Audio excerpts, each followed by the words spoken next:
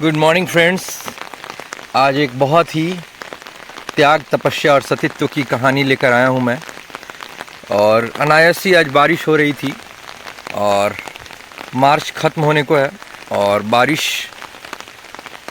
पता नहीं क्यों लेकिन है। और ये मेरा गांव है, आप देख पा रहे होंगे चारों तरफ गेहूं की फसलें लहलहा रही हैं और ये थोड़ी सब्जी की खेती की गई है। और इधर भी झोपड़ी वगैरह लगा हुआ है और ये है पानी आने जाने का रास्ता। और मेरे मन में एक विचार आया, क्यों ना मैं आप तक एक ऐसी कहानी पहुंचाऊं, कथा पहुंचाऊं जिसको सुनकर आपकी मन की तरंगे तरंगित हो उठे। आइए कहानी की तरफ बढ़ते हैं। और वास्तविक रूप से मैं कहानी की तरफ बढ़ रहा हूँ जहाँ यह घटना घटित हुई थी। उससे पहले कि मैं वहाँ तक पहुँचूँ, आपको कहानी में वापस ले चलता हूँ। कहानी ऐसी है कि आज से करीब 200-300 साल पहले, अभी मैं जहाँ खड़ा हूँ वो गाज़ीपुर यूपी का एक गांव है, बघनी, जमानिया तहसील के अंदर में आता है। साथियों, 200-300 वर्ष पूर्व यहाँ पे एक बहुत ही मन को द्रवित कर देने वाली घटना घटित हुई थी। इस घटना में त्याग, तपस्या, सतीत्व, अनुशासन सबका चित्रण देखने को मिलता है। तो कहानी ऐसी है कि एक संभ्रांत परिवार की महिला थी और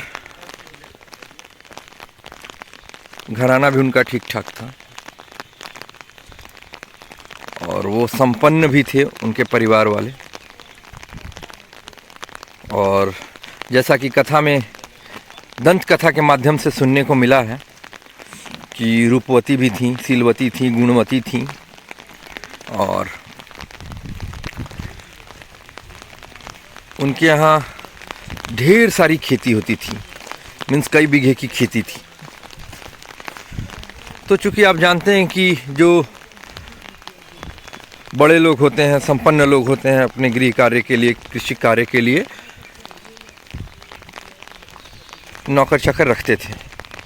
तो एक बहुत ही भरोसेमंद, उनका गांव का ही, लोग बाहर से नहीं लाते, इंपोर्ट नहीं करते हैं। आप लोग ऐसा समझिए कि गांव के ही लोग जिनको आवश्यकता होती है, उनका बार्टर सिस्टम है कि वो आप मेरा ये काम कर दीजिए, मैं आपका वो काम कर दूंगा। लेकिन यहाँ ये है कि हम आपकी कृषि कार्य में मदद कर रहे हैं तो आप मुझे पैसे से, अनाज से मदद कर दीजिए। तो ऐसा ही कुछ सिस्टम हुआ करता था। तो जिनकी ज़मीनें नहीं थीं या खाने पीने को नहीं था, या उस ज़माने में 200-300 साल पहले की स्थिति बहुत बुरी हुआ करती थी, तो लोग क्या करते थे कि नौकर चाकर रखते थे। तो आप ही जानते हैं कि कोई हमारे हृदय के नज़दीक आ जाता है, भरोसेमंद हो जाता है, वो नौकर ही क्यों ना हो। तो उसी तरीके से उनका एक नौकर काफ़ी भरोसेमंद थे और उनको बेरोक टोक घर में आने जाने की अनुमति थी। तो हम अपने स्थान पे आ चुके हैं। तो कथा की शुरुआत ऐसी होती है कि एक दिन जब वो टोकरी उठवाती हैं अपने नौकर से,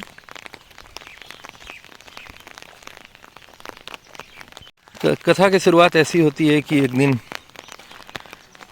उनका नौकर, जब घर में कोई नहीं था, तो एक गोबर की टोकरी अकेले उठाने में असमर्थ था। तो उसने, आप देख पा रहे होंगे भाग्येश्वरी लिखा हुआ है, जी हाँ, उस महिला का नाम था भाग्येश्वरी। तो उनसे कहा कि थोड़ा सा मुझे मदद कर दीजिए और ये टोकरी मेरे सर पे उठा दीजिए। तो उन्होंने, जैसा सभी करते हैं हम लोग, अगर किसी को आवश्यकता होती है तो हम लोग मदद करते हैं, तो उन्होंने टोकरी को उठाने में मदद की, और टोकरी को उठाने में मदद की। और इसी बीच जब दो लोग झुकते हैं तो आपस में सर कभी कभी टकरा जाता है, तो दोनों के सर आपस में कब टच हो गए, कब सट गए पता ना चला, और माँ भद्रेश्वरी का सिंदूर गलती से, जी हाँ फिर से सुनिएगा, गलती से उनके सर में टच हो गया, जो उनके यहाँ काम करते थे। और ये अनजाने में हुआ। और जब टोकरी लेकर वो खेत पे पहुँचता है जहाँ उस परिवार के और लोग रहते हैं, तो देखते हैं कि सिंदूर कैसे लगा है, और शंका का कीड़ा उनके मन में जागृत होता है। क्रोध में आग बबूला होकर वो ऐसा कदम उठा लेते हैं बिना सच्चाई जाने, जिसका कि अंत सिर्फ मृत्यु पे ही ख़त्म होता है। आइए पुरातन कालीन कुछ प्रतिमाएं दिखाऊं आपको।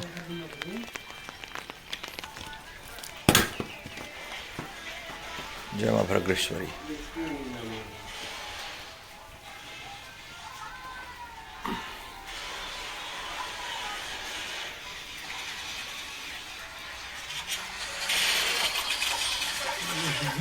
ये देखिए पुरातन कालीन मूर्तियां हैं।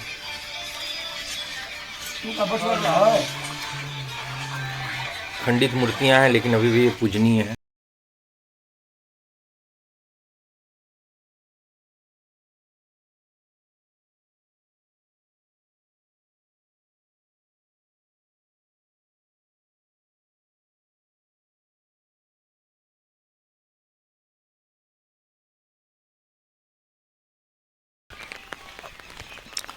उस दिन क्रोध में आकर माँ भद्रेश्वरी के परिवार वालों ने, कहा जाता है कि एक लाठी नीचे गर्दन के नीचे और एक लाठी गर्दन के ऊपर रखकर, और दोनों ओर से वो लोग चढ़ जाते हैं। और आप समझिए, एक लाठी डंडा मतलब सर के गर्दन के नीचे और एक गर्दन के ऊपर रखकर अगर कोई चढ़ जाए दोनों साइड से, तो उस व्यक्ति की मृत्यु फांसी से भी दर्दनाक तरीके से होती है। क्योंकि फांसी भी एक साइंटिफिक तरीके से जाता है कि व्यक्ति को कम से कम तकलीफ हो, लेकिन इसमें तो कोई साइंटिफिक तरीका नहीं है, और व्यक्ति वहीं पे दम तोड़ देता है। और जैसे ही माँ भद्रेश्वरी को इसकी खबर लगती है, तो वो क्या करती हैं कि अपने सतीत्व की रक्षा के लिए, क्योंकि जो सत्य होता है, जो सती होता है, तो उस पर अगर आप लांछन लगाएंगे तो उसको थोड़ा ख़राब लगता है, क्या बहुत ही ख़राब लगता है। और ख़राब की सीमा कुछ नहीं है, कितना ख़राब लग जाए आप नहीं कह सकते हैं। ऐसा ही हुआ, और उन्होंने कहा कि आज तक मैंने अपने सतीत्व की रक्षा पूरे अनुशासन और त्याग और तपस्या से की है, और अगर इसमें कोई भी, अगर किसी को एक बूंद भी अगर शंका दिखाई देती है तो मेरे जीवित रहने का कोई अधिकार नहीं है। और वो यहीं पे, यही वो जगह है जहाँ पे कि अपनी चिता सजवाती हैं, और चिता सजाकर जिंदा उस चिता में सती हो जाती हैं। तो ये माँ भद्रेश्वरी की कथा है। और इसके आसपास, चूँकि जहाँ उस व्यक्ति को मारा गया था उस जगह को भी दिखाऊंगा, उनकी भी प्रतिमा दिखाऊंगा। गांव से थोड़ी सी दूर में है, गांव के अंदर में है, और इनका दूर में है। तो महिला जो थी भद्रेश्वरी माँ, इसी इलाके की थी कहीं की। ये घर यहीं आसपास का घर है, और उनको जहाँ डेथ करके मारा गया, उनके नौकर को, उनको डी बाबा के नाम से सब जानते हैं। वो सामने जो दिख रहे हैं उनकी मंदिर, प्रतिमा यहाँ पर स्थापित की गई है। ये उनकी प्रतिमा यहाँ पर स्थापित की गई है, आप देखिए, ध्यान से इसको देख लीजिए। और हर साल उनकी पूजा भी होती है एक ख़ास दिन पे, देख लीजिए। और ये खाली है जगह, कोई बीच में घर नहीं बनता है। तो एक कहानी ऐसे बढ़ती है। अगल बगल कोई घर नहीं, इतना डेंस गांव है लेकिन अगल बगल कोई घर नहीं। उनके और इनके बीच में अगर कोई भी घर बनता है, ऐसी मान्यता है, तो वो तबाह हो जाता है। उनको जहाँ उनकी जान ली गई थी और ये जहाँ सती हुई थी, उनके और उनके बीच में कहीं भी अगर कोई घर बनता है तो वो तबाह हो जाता है। तो ये सतीत्व की अप्रतिम गाथा जो मैंने सुनाई है आपको, आशा करता हूँ कि ये बहुत ही एक भव्य कहानी है, लेकिन अगर सुनाने में कहीं त्रुटि हुई होगी तो मैं क्षमा प्रार्थी भी हूँ। और यहाँ कुछ लोग हैं तो मैं कोशिश करूँगा कि उनसे कथा के बारे में जान सकूँ विस्तार से। आइए मैं लिए चलता हूँ। और आप देखिए कि इतना डेंसली पॉपुलेटेड गांव है, यहाँ पे आप फील्ड छोड़ दें क्योंकि यहाँ पे कुछ नहीं बना हुआ है, क्योंकि ये माँ भगरेश्वरी का एरिया है। आप यहाँ पे